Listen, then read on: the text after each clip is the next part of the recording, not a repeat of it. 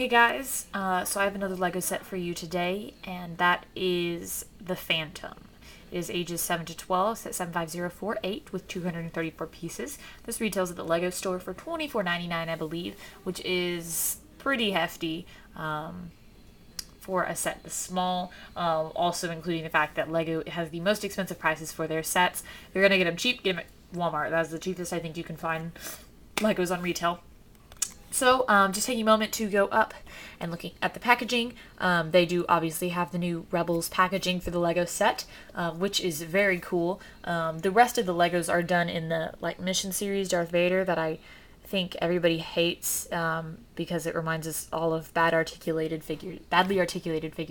I wish they did the whole summer series with this type of packaging because I do think it looks very cool. But at least we get the Rebel sets with the special packaging, which is something very cool. They did not do that for the Clone Wars, and so it is a little bit different. So, moving on, we have the minifigures. Two brand new minifigures, as seen from the Rebels TV show, which has not aired yet. And they are two of the main characters, brand new. This is the first time you've seen them.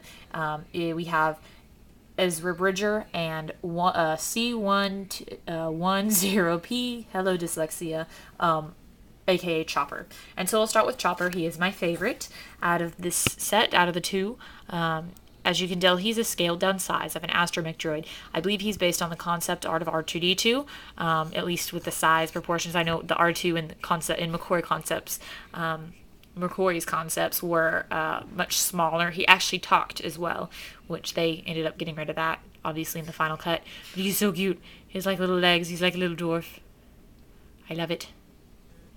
Comparing him to R2, I'll keep them at the same height here if I can.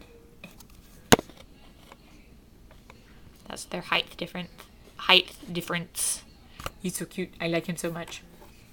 And then we have Ezra, who is supposed to be the relatable minifigure for the younger kids who are going to watch this series. Just kind of like Ahsoka, who was, I think, 14 in the Clone Wars. Ezra is 14 as well. So you can see his brand new torso printing, and it looks like the design's cut off at the knee for some reason. They've been doing that recently. And then, which is the thing that is very cool, is that he comes with his own helmet, which is actually a concept Stormtrooper helmet, and I really like that they included that with Ezra. He also comes with his hair, and the only problem is choosing to store a Lego minifigure like I do. You know, I often get out and look at them. So do you want to store it with his hair or with the helmet? And I think I'm going to store him with his helmet because it is super, super cool. And I'm not a big fan of his hair design, which, I mean, it's screen accurate, I think, or as good as they can get with Lego, but I'm just not a big fan of it. So there's his first face, and then turning around, there's his second face, and it literally looks like he's in the middle of saying "uh-oh." One thing that I did notice about these type of minifigures is you did see quite a bit of a difference with the Clone Wars minifigures versus the regular movie versions of the Legos. The biggest thing being their eyeballs.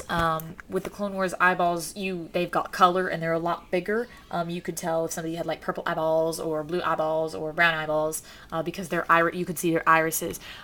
These Rebels Legos have the original Star Wars Lego minifigure eyeballs, which are just black with the little white dots, which I thought was kind of different because I know that they've changed up the Stormtrooper look for the helmets, but they didn't really change I kind of wish that they put some of the animation that they were doing for the show into the Lego minifigure to make it its own, to show that it's actually a TV series type Lego.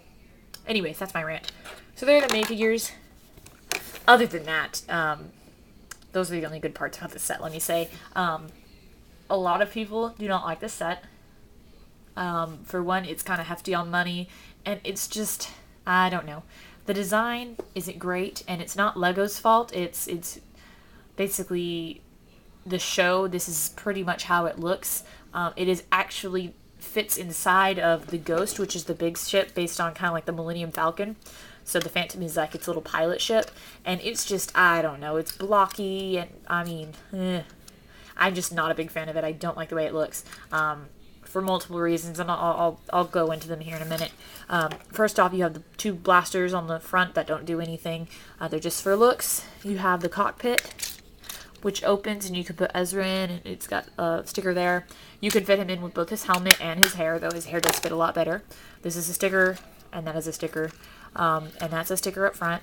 And this is the part for the flick fire, which I think is really awkward looking. I don't think I've seen a more awkward piece to a ship before than this, just because it sticks up like that.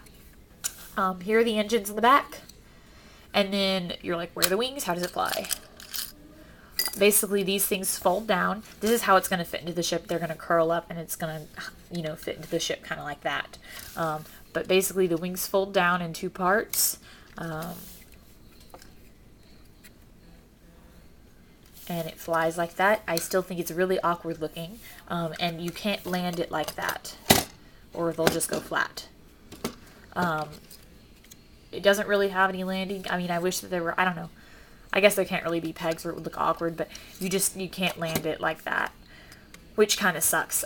In here, these are stickers on both sides, and then I guess the wings fold up again. There's really not a lot to this ship at all. I think it's kind of weird that they charge separately. I mean, they made these two different sets. I think that the Ghost is really expensive. It's $89, and it's got a huge piece count.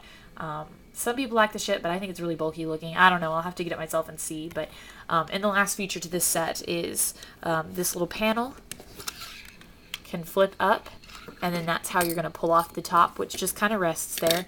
And inside, you can put Chopper, who fits in just like that. So he can't pilot the little pilot ship. And then you have this little space which is actually blocked off by a clear little piece, if you can see it, maybe. And you can fit like his helmet and his gun in there. And then, see, that's in like that. And then stick this guy back on, which fits perfectly afterwards, and close it again. So Ezra can fit in the front and Chopper in the back. So that's basically the overview of the set. Definitely not my favorite.